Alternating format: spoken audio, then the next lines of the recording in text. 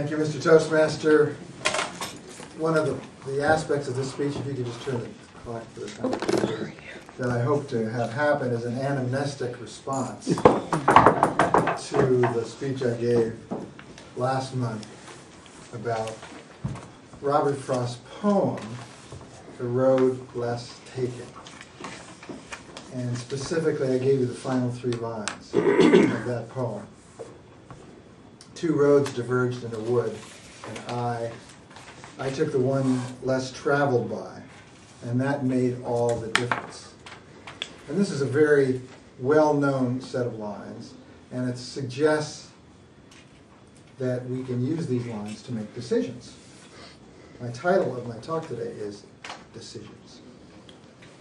Isn't that poetic, those lines? Aren't those poetic? How sweet, how grand, but can we really make decisions poetically? After all, we live in a real world, which contains many practical issues that have to be factored in with the poetic. Some roads may be less traveled, after all, because they lead directly off a cliff. That might not be a good career choice to take that less road traveled. So today I want to talk to you about how we might decide to more wisely make decisions when we come to the metaphorical fork in the road about what we should do next. And we're going to emphasize 3 things: the importance of intuition, the importance of mentoring, and the importance of collaboration. Without these 3 dimensions, our decisions may put us at risk, maybe even at danger. Now, what is intuition? It's the feeling we get when we think about a decision. Typically, we either are enthusiastic about thinking about that decision, or we're fearful, or maybe both.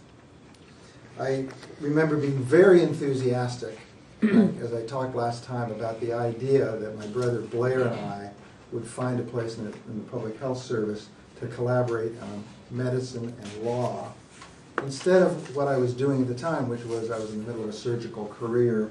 I was beginning to think that this might not be the correct path for me. Plan B, as in Plan Blair, was to work together. We wrote out a 15-page report,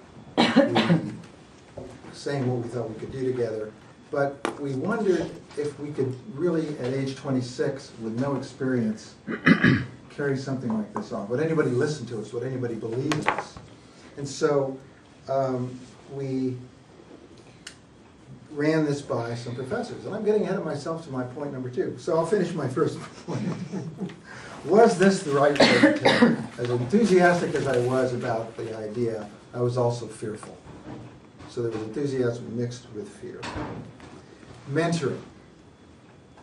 When we were talking about doing this idea of collaborating, Blair and I, we had the good fortune and the good sense, it turned out, to talk to some of our former professors in medical school and law school and say, what do you think of this idea?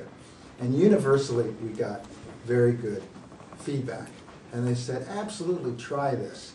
This is something that needs to be done. There are a lot of issues at the interface of medicine and law that need to be addressed. You guys would be perfect. And what could go wrong? If 2 years go by, you've satisfied your military time, and this doesn't work out, you can go back to your own careers and do what you were going to do, or do something else. So listening to these mentors was very, very helpful. Now, I'm not saying that all mentors might be the right ones. I think we need to choose our mentors very carefully. And I would suggest that we observe people we really find honest, people who have integrity, people who have the same values, and even style that we have. Because if we go to the wrong person, we might get the wrong advice. Third, the importance of collaboration. In our case, we knew we did things well together. After all, we were roommates before we were roommates. We taught tennis together, and we competed in tennis and squash, and we finally learned, after going home and one guy always being ticked off at the other, because somehow you can't both win, we stopped keeping score. And once we stopped keeping score, we had a lot of fun. One of the other things that was nice about working together and knowing each other so well was that if we had a difference, I could easily tell, is this a Fred Blair difference that's once again coming up, or is this a medical perspective versus a legal perspective difference? And one of the joys for each of us was to learn something about each other's field. Blair was never really interested in medicine, but he began to be more comfortable around doctors and hospitals and medical issues because, as you may remember, we worked on organ donation and organ transplantation where the medicine and legal issues crossed. So he learned a lot about medicine. I, in turn, became more comfortable in law libraries, learning Latin obscure phrases like res ipsa loquitur,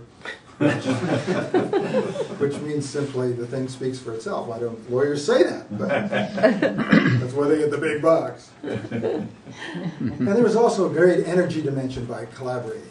There were days when I felt down and thought, oh, this is too much, or whatever I felt that was negative. And he would pick up on the energy, and he would be the leader. And then vice versa, there'd be a day when he was down, and I could pick up the energy. So collaborating for us had a tremendous synergy energetically that was extremely valuable. And finally, the humor. If he misbehaved, I could just remind him that he, after all, could be my organ donor. He might wake up the next morning missing a piece of himself. The road less traveled, it can bring us great excitement and joy. But to ensure that we don't take an inappropriate or dangerous road, I suggest that we all employ intuition, mentoring, and collaboration. Mr. Toastmaster.